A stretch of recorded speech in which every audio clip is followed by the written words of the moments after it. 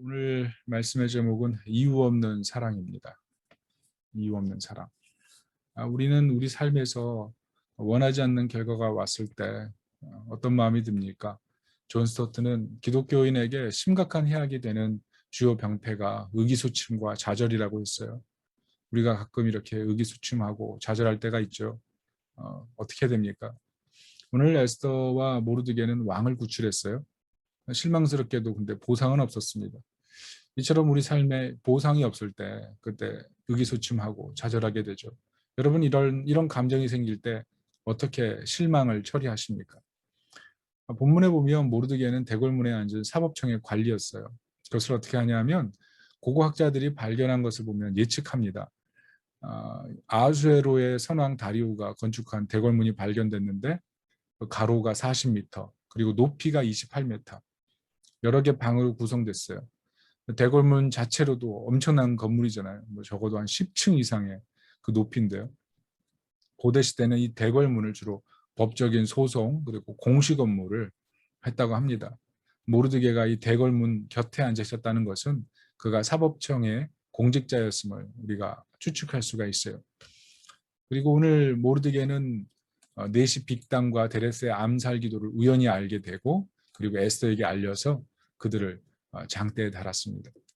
고대 페르시아 처형법이 교수대가 아니라 장대였더라고요. 사람을 장대에 매달아서 사형을 시켰는데 그 아수에로의 그 선왕 아버지 다리오 왕 같은 경우에는 자그마치 3,000명을 장대에 꽂아서 달아놓았다는 그런 전승이 있습니다. 얼마나 왕을 공포스러운 존재로 생각했겠습니까? 하여간 에스더는 왕후가 된 뒤에 자신의 남편의 생명을 구하는 놀라운 일을 해냈어요. 우리가 여기서 깨닫는 게 무엇입니까? 악한 자에게라도 선을 행하는 모습 배우게 되죠. 여러분 아하수에로 왕은 허세, 과시욕, 이기주의, 자기중심성의 대명사잖아요. 전쟁광이고 그리고 인권에 대한 존중이 전혀 없죠. 그런데 그를 살려내는 에스더를 보게 되는 것입니다. 여기서 은혜의 속성을 발견해요. 악한 자에게 베푸는 일방적인 호의, 받은 것이 없는데 자기 민족을 파괴하고 사람들에게 어떻게 보면 골칫덩이고 많은 사람을 죽게 내모는 전쟁광이지만 악의로 대하지 않고 보상도 없지만 실망도 하지 않는 그런 모습 보게 되는 거죠. 20절을 보면 그들은 종족과 민족을 말하지 아니했다 그러잖아요. 유대인의 정체성을 표방하지 않았지만 가장 선민답게 정의로웠다는 것입니다. 안타깝게도 이 사건은 우리와 똑같은 상황을 보여줘요. 전혀 보상받지 못합니다. 그렇지만 오늘 본문은 하나님의 계산이 보입니다. 특별히 23절 보면 궁중일기에 기록되니라 이렇게 써 있죠. 하나님은 궁중일기에 그 놀라운 일들이 기록되게 하는 것처럼 우리의 선행을 다 하나님의 책에 기록하시고 보고 계신다는 거죠. 그래서 갈라디아서 6장 9절 10절 말씀처럼 선을 행하되 낙심하지 말고 포기하지 말아야 됩니다. 때가 이르면 반드시 거둡니다. 그래서 기회 있는 대로 더욱 착한 일을 믿음의 가정들에게 우리가 베풀어야죠. 우리 가운데 여러 가지 어려운 가운데 선을 베풀고 인내하는 분들이 계십니다.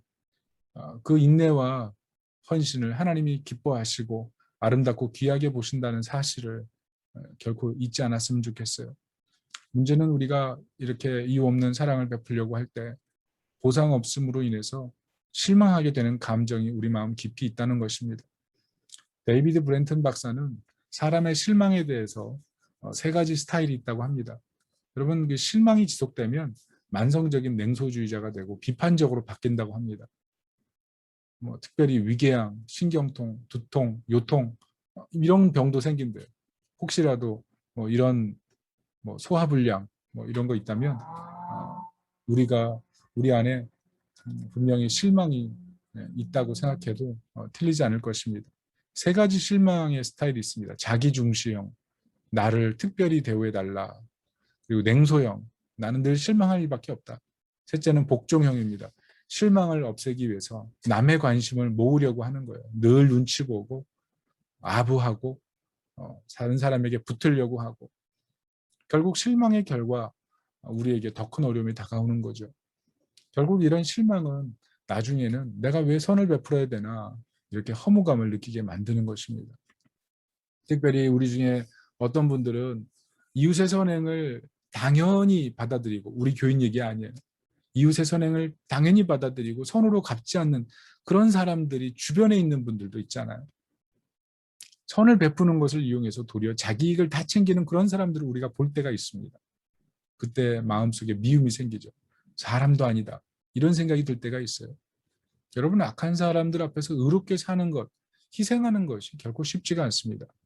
어떻게 이런 상황 속에서 우리는 더 영광스럽게 살 수가 있을까요? 오늘 본문은 그 해결을 보여줍니다. 22절을 보십시오. 이렇게 써 있죠. 모르드게가 알고 왕후 에스더에게 알리니 에스더가 모르드게의 이름으로 왕에게 아뢰니라. 에스더가 모르드게의 이름으로 왕에게 말한 이유가 뭡니까? 모르드게에게 합당한 보상이 내려져야 한다고 생각했기 때문이죠. 이것이 무엇을 말하죠? 은연중에 에스더도 보상을 바랬다는 거예요. 강력한 혜택, 준 만큼 받아야 된다. 이런 생각이 있었다는 거죠. 그것이 없으면 섭섭한 것, 그게 바로 에스더의 마음이고 모르드게의 마음이었겠죠. 우리는 이 본문에서 에스더 모르드게가 똑같은 어려움을 당하고 있는 것을 보게 됩니다. 여러분, 세상 사람들이 세상을 살면서 왜 그렇게 술을 마십니까? 배신감, 후회, 이런 것 때문에 그렇죠. 우리 신앙인들도 똑같은 거예요. 보상 없음. 그래서 우리는 이 보상 없음의 문제를 복음 안에서 잘 해결해야 됩니다. 여러분, 하나님께서 우리 상황을 잘 알고 살핀다 그랬죠? 복음으로 우리 주님께서 우리가 어떻게 이 문제를 해결하기를 원하실까요?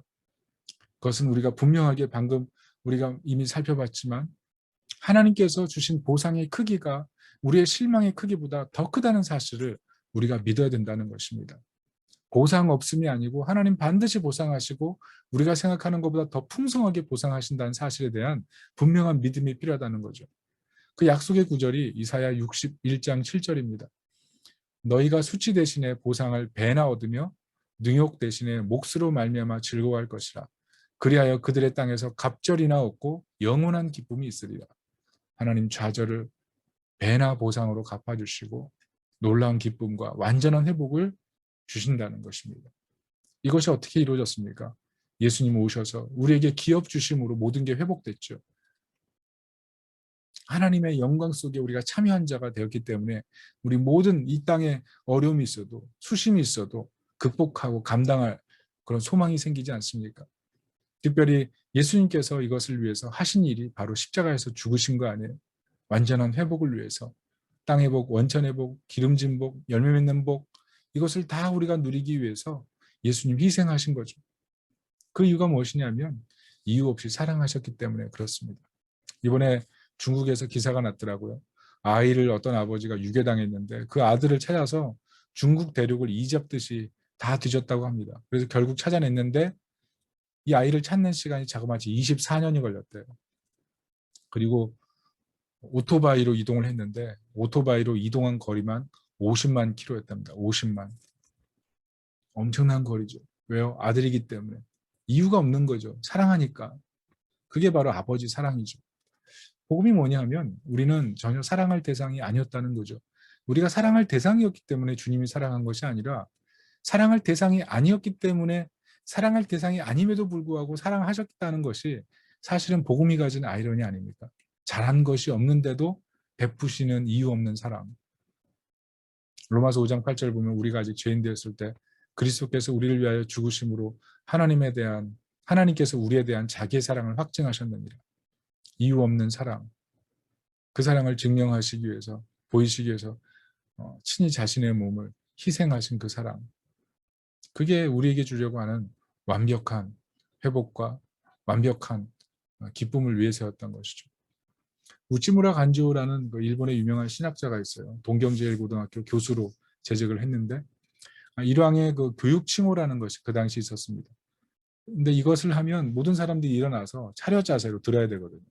근데 이걸 거부했어요. 왜냐하면 일왕도 사람인데 왜 경의를 표해야 되느냐. 반대했다는 거죠. 우치무라 간조가 젊을 때 미국에 가서 식당에서 접시 닦으면서 신학 공부를 했습니다. 그때 어떤 사람이 그렇게 물었대요. 왜 무엇 때문에 이렇게 고생을 하면서 공부하느냐. 그렇게 물었다죠. 그때 우치무라 간조가 이렇게 얘기했답니다. 나는 세상의 부귀와 명예에 관심이 없습니다. 내가 원하는 것은 더 큰 영광입니다. 이게 왜 이런 말을 했을까요?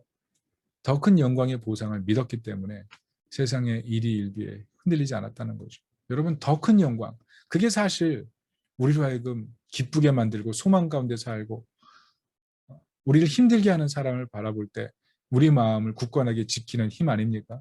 더 큰 영광의 보상. 여러분, 우리가 왜 그렇게 마음이 식었을까요? 우리가 왜 그렇게 마음에 미움이 생겼을까요?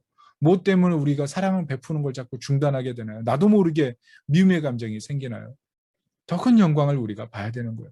더 큰 보상을 주시는 그 하나님의 사랑을 우리가 바라볼 때면 우리는 여러 가지 위기를 이길 수가 있는 거예요. 더 큰 영광을 우리가 봐야 돼요. 제가 일본 선교할 때 홋카이도에 가서 우치무라 간조의 그 제자분을 만난 적이 있습니다. 같이 교제했는데 그분이 지금 80이 훨씬 넘으셨어요. 완전 초로의 노인이십니다. 그런데도 목회 현장을 지키면서 이름도 없이 빛도 없이 목회를 하세요. 그 이유가 여기 있습니다. 더 큰 영광의 보상, 완전한 회복, 주님의 보상을 믿기 때문에 이제 아마 90 근처 되셨을 거예요. 그런데도 목회 현장을 지키면서 영광스럽게 사역을 한다는 거죠. 1939년에 평양 숭실 전문학교 강당에서 마펜 목사 선교 40주년 기념식이 열렸어요. 이 마펜 목사님 초대받아서 막 칭찬을 받고 격려를 받았습니다. 그렇게 격려받고 나서 답사를 했어요. 그 답사가 뭐냐면 이런 내용이에요.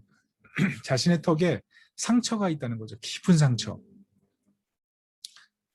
그 상처가 왜 생겼냐면 어느 날 저녁에 예배 인도차 교회를 가는데 갑자기 누가 돌멩이를 던져서 턱에 박혀가지고 상처가 났다는 거죠.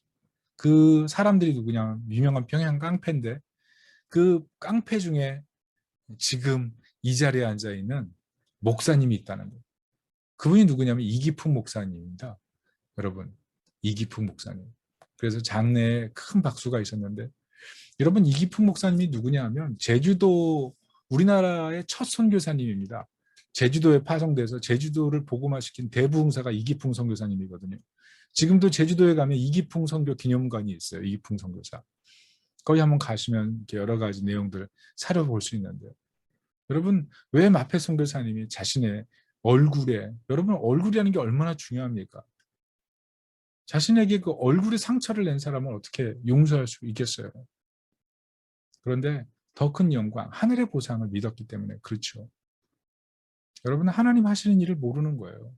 하늘의 보상이 있기 때문에 참았고요.